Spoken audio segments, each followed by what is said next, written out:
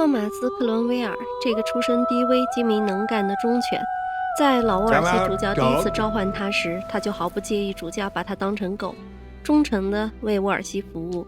看着主教一步步失宠被流放，托马斯没有随沃尔西主教一起离开，而是马上投靠了新主人亨利八世。在老沃尔西重病时，他婉转地拒绝前往见最后一面，表现出近乎冷酷的理性和目的鲜明。沃尔西主教至死也没有见到这个曾经的老部下。当克伦威尔戴上主教送给他的那枚戒指，他的心中是何想法呢？也许沃尔西主教是他内心深处的遗憾愧疚，也或许只是一个可以参照并取代的影子。豪华的舞会上，亨利八世纵情热舞，令在场的观众惊呼不已。赖斯利不失时机地在旁恭维。亨利兴致勃勃地要给女儿玛丽安排门婚事，顺便测试一下女儿承诺的服从。看着舞池中的侄女玛格丽特曼妙的样子，决定连着侄女的婚事一起安排了。这里介绍下亨利的这个侄女玛格丽特·道格拉斯，她是亨利八世的亲姐姐玛格丽特·都铎与第二任丈夫阿奇博尔德·道格拉斯的女儿。这位母亲是苏格兰王后，舅舅是英国国王的天之娇女，偏偏是一个恋爱脑。明明是双王位的有力继承人，却从不顾及自己的身份，大大咧咧的就跟人私下订婚，主打一个随性，结果成为伦敦塔的常客。他用一辈子来证明了一件事儿，那就是长得好看、血统高贵也挡不住打的一手烂牌。不过最后他的后代成功登上了英国王位。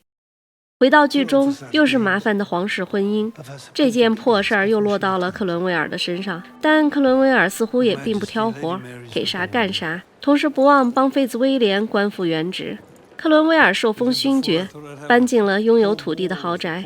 他让著名画家汉斯·霍尔拜因为自己画一套历代帝王像，想要挂满整面墙，同时请他帮忙设计一枚戒指送给玛丽公主。画家建议把戒指换成项链或者耳坠，因为戒指的寓意不太合适。正在讨论时，赖斯利进来汇报重要发现。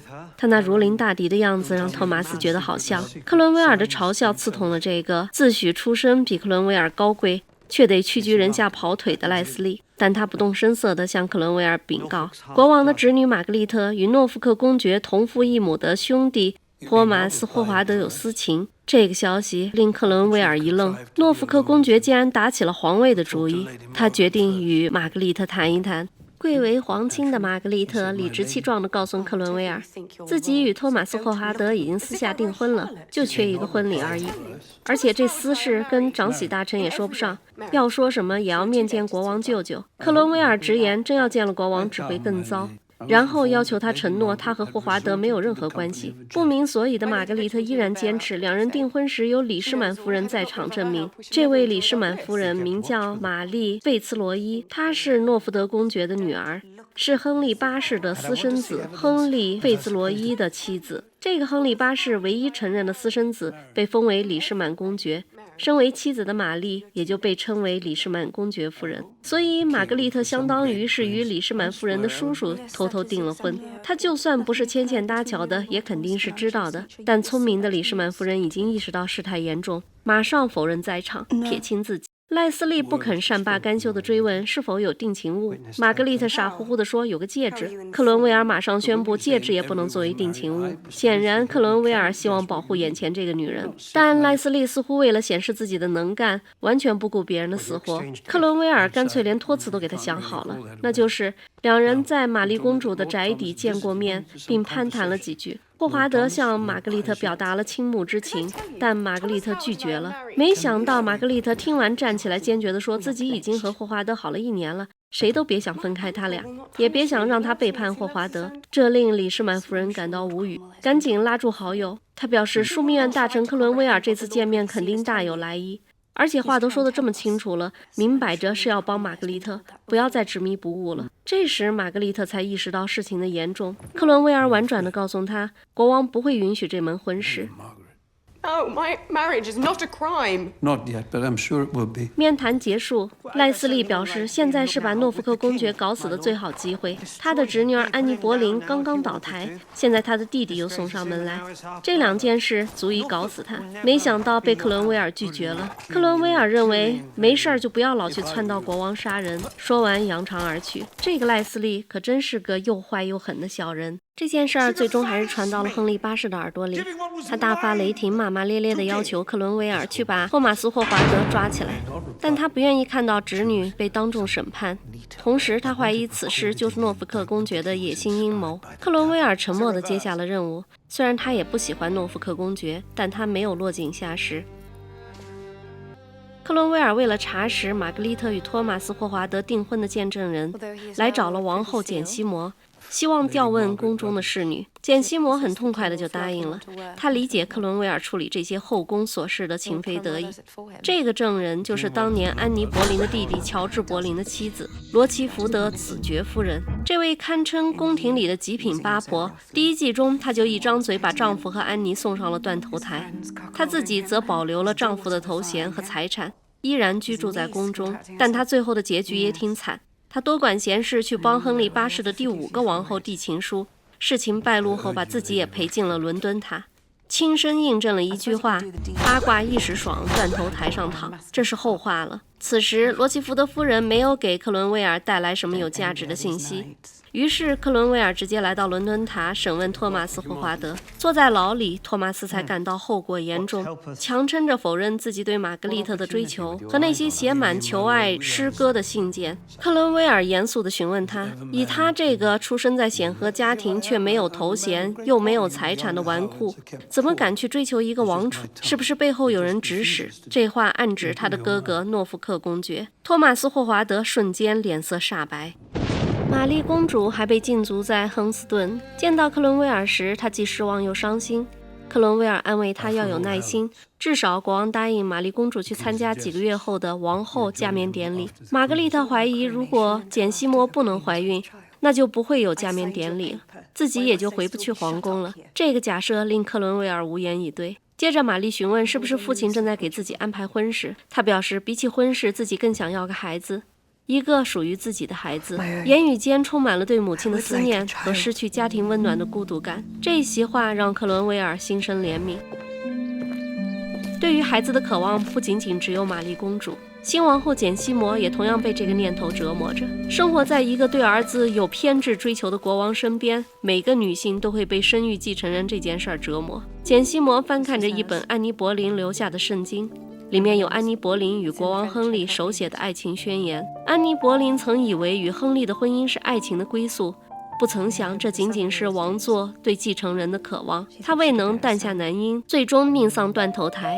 这血的教训如影随形，折磨着简西摩。她明白爱情不过是过眼云烟，唯有皇子才是续命的密钥。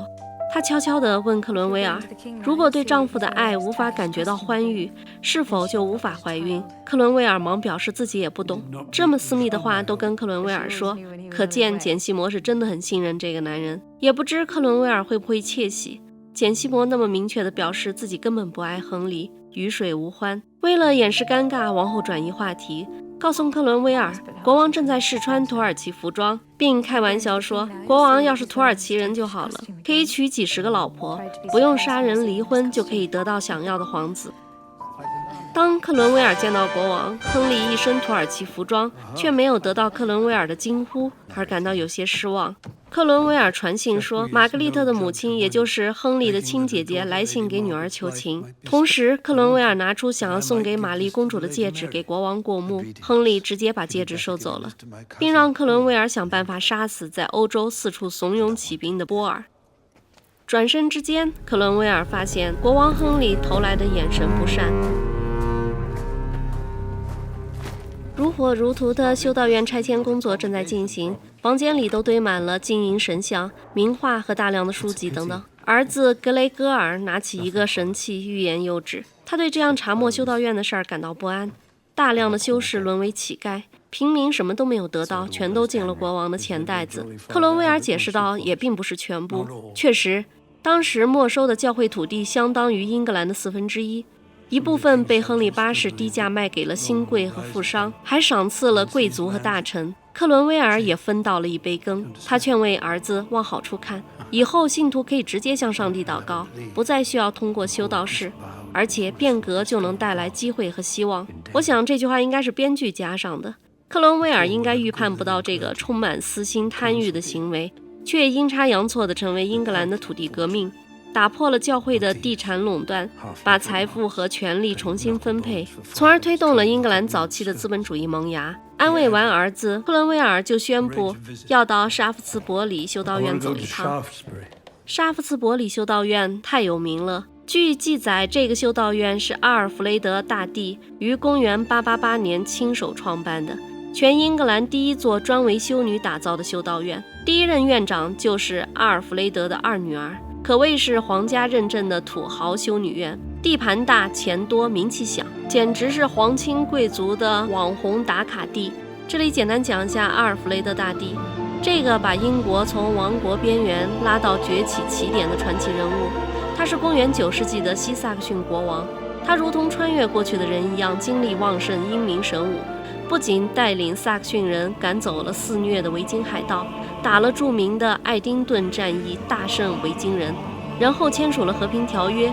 接着他带头普及文化，掀起了扫盲运动，让一群没文化的萨克逊贵族学习拉丁文，还亲自当老师。为了推动立法，他亲自编撰了一套阿尔弗雷德法典，可谓是给英格兰装了一个操作系统，把英格兰这个开机就蓝屏的蛮荒之地变成了至少能跑程序的国家，所以后世将它称为阿尔弗雷德大帝。回到正题，可惜这座距当时600多年历史的修道院，让亨利八世这个拆迁大王拆得只剩下了地基，也是这次拆迁工程里最后拆掉的一座修道院。看来我们能通过此片看到一些电脑还原的沙夫茨伯里修道院。回到家，克伦威尔就发现自己的信件和日记被偷了，这肯定是身边亲近的人干的。赖斯利极力地澄清自己。拉夫说听到西班牙大使在传一些风言风语，说长喜大臣想娶玛丽公主，这等于在说克伦威尔想当国王。编撰此等谣言简直就想置他于死地。克伦威尔马上来找大使查普伊斯，大使忙辩解自己也是听别人说的。克伦威尔威胁他，自己也听别人说有时候大使会在街上死于非命，也不知道这个威胁有没有用，但显然从现在开始，一些矛头正在慢慢地指向克伦威尔。这个赖斯利越看越不对头，不明白克伦威尔为何要把他留在身边，真是让人着急。克伦威尔动身来到沙夫茨伯里修道院，来的目的不是为了拆迁，而是见老沃尔西主教的私生女多罗西亚。她是老沃尔西年轻时与情人生的孩子之一，后来被安置在这所只收出身贵族家庭女孩的著名修道院里。院长嬷嬷请克伦威尔向国王转达没收修道院的抗议，显然这徒劳无益。多罗西亚是个20出头、其貌不扬的修女，克伦威尔送上了精心准备的礼物。多罗西亚对将要被驱逐的命运感到惶恐。从小在修道院长大的她根本无法想象世俗的生活会是怎么样的。克伦威尔告诉她，那代表自由、更包容开放的信仰，甚至婚姻。说到这儿，克伦威尔突发奇想地开始求婚，承诺只要多罗西亚愿意，自己会给她一个富有而安全的家。有名无实也好，这个身份和所带来的财产可以作为多罗西亚终身的庇护。没想到多罗西亚直言，这哪是求婚呢？这根本就是一场交易。克伦威尔就是想用婚姻回报父亲的知遇之恩。克伦威尔马上解释，如果觉得婚姻不能接受，那也有办法解决驱逐的事儿。确实，克伦威尔后来做到了。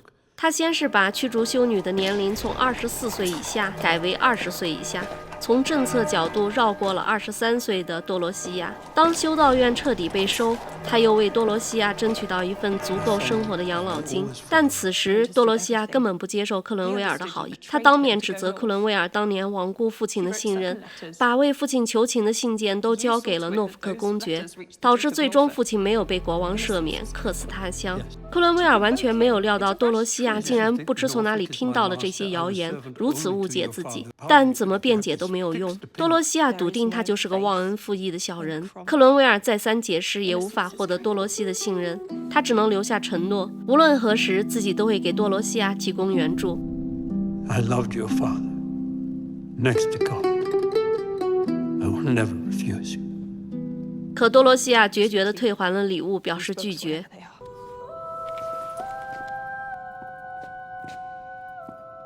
克伦威尔离开后，在走廊伤心落泪，内心充满了懊悔和愧疚。他认为，如果当时跟着主教踏上了流放之路，又或者在主教临终前去看一眼，也许这些误会就不会出现。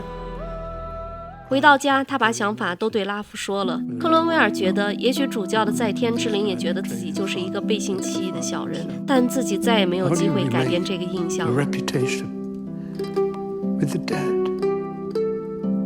其实，在真实的历史上，没有直接证据证明托马斯·克伦威尔亲自到过沙夫茨伯里修道院探访过多罗西亚。历史学家只知道克伦威尔收到过多罗西亚的抚养人约翰·克兰西写于1535年的信，通过信他了解了多罗西亚的存在和处境，但他是否见过多罗西亚，或者对他有什么特别的关注，档案里没有提过。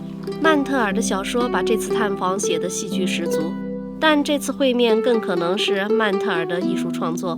我们试想一下，克伦威尔作为亨利八世的首席大臣，天天忙于解散修道院，还要亲自处理叛乱，比如1536年的求恩巡礼，不太可能有闲暇专程跑去沙夫茨伯里，更别提小说中他的哭泣和提议结婚的情节，基本可以断定是虚构的。不过克伦威尔确实对沃尔西的家族有些责任感，比如他资助了沃尔西的私生子托马斯·温特，所以他知道多罗西亚也不奇怪，但顶多是他通过信件或者手下间接地处理过他的情况。好的，本集就暂时聊那么多，谢谢大家的耐心观赏。喜欢我们的朋友请点赞关注，您的支持是我们最大的动力。我们下期不见不散。